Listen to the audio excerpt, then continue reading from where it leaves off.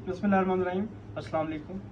आज मैं आपको हज़रत उमर बिन अब्दुल अजीज़ के बारे में कुछ बताने जा रहा हूँ। जैसा कि आप जानते हैं कि मजमूई तौर पर इस्लाम में 4 खलीफा राशिद रहे। इन खलीफा राशिदीन के नाम हज़रत अबू बकर सिद्दीक, हज़रत उमर फारूक, हज़रत उस्मान और हज़रत अली हैं। इसके बाद जिस 5वें खलीफा को खलीफा राशिद कहा जाता है वो हज़रत उमर बिन अब्दुल अजीज़ थे। हज़रत उमर बिन अब्दुल अजीज़ का ताल्लुक बनु उमय्या से था। हज़रत उमर बिन अब्दुल अजीज़ के वालिद का नाम अब्दुल अजीज़ था और वो मरवान के बेटे थे। अब्दुल अजीज़ के बड़े भाई अब्दुल मलिक तकरीबन 21 साल तक खलीफा रहा। उसके बाद उसके बेटे वलीद और सुलेमान खलीफा बने।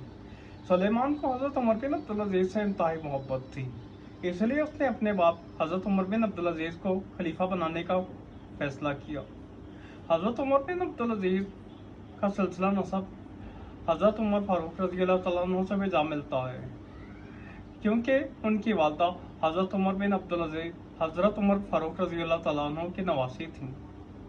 हज़रत उमर बिन अब्दुल अजीज़ खलीफा बनने से पहले इंतहाई खुशपोश और इंतहाई अच्छे लिबास पहनते थे, लेकिन खलीफा बनने के बाद उन्होंने ये सब कुछ छोड़ दिया, क्योंकि खलीफा बनने के बाद हज़रत उमर बिन अब्दुल अजीज़ की ज़िंदगी बिल्कुल बदल गई और उन्होंने तमाम की तमाम ज़िंदगी इस्लाम की खिदमत के लिए वक्फ कर दी।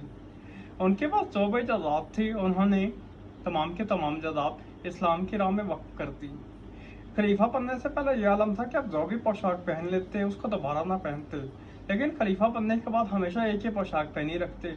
आखिरकार गुलाम ने कहा कि जनाब आप क्यों न कोई दूसरी पोशाक नहीं पहनते, तो आपने जवाब दिया कि खुदा की कसम मेरे पास इसके अलावा कोई भी पोशाक नहीं है।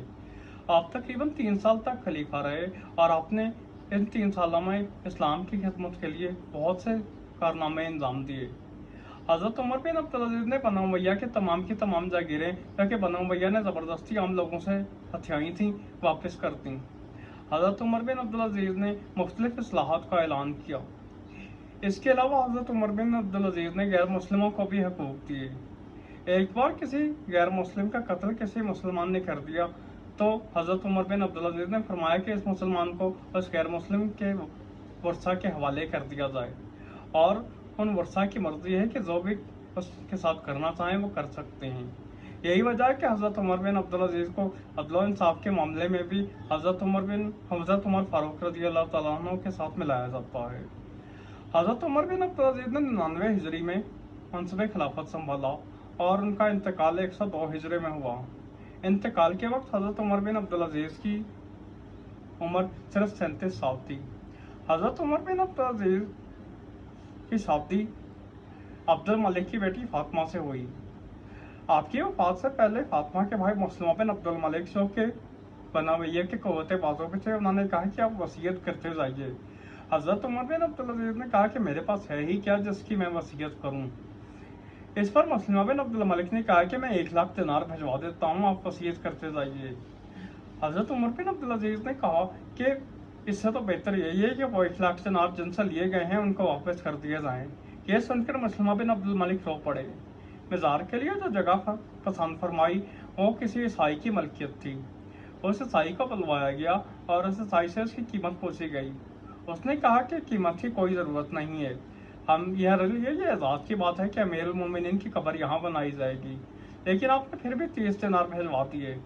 वफात के बाद सिर्फ 17 दिनार बाकी बचे और तदफीन के बाद 10 दिनार बाकी बचे जो वर्सा में तकसीम कर दिए गए। हज़रत उमर बिन अब्दुल अजीज़ के बाद कोई भी ऐसा खलीफा नहीं आया कि जिसने को मिसाली कारनामे अंजाम दिए हों। अगर आपको हमारे चैनल पर दिखाई जाने वाली वीडियोस पसंद आती हैं तो आपसे गुजारिश है हमारे चैनल को सब्सक्राइब करें। शुक्रिया।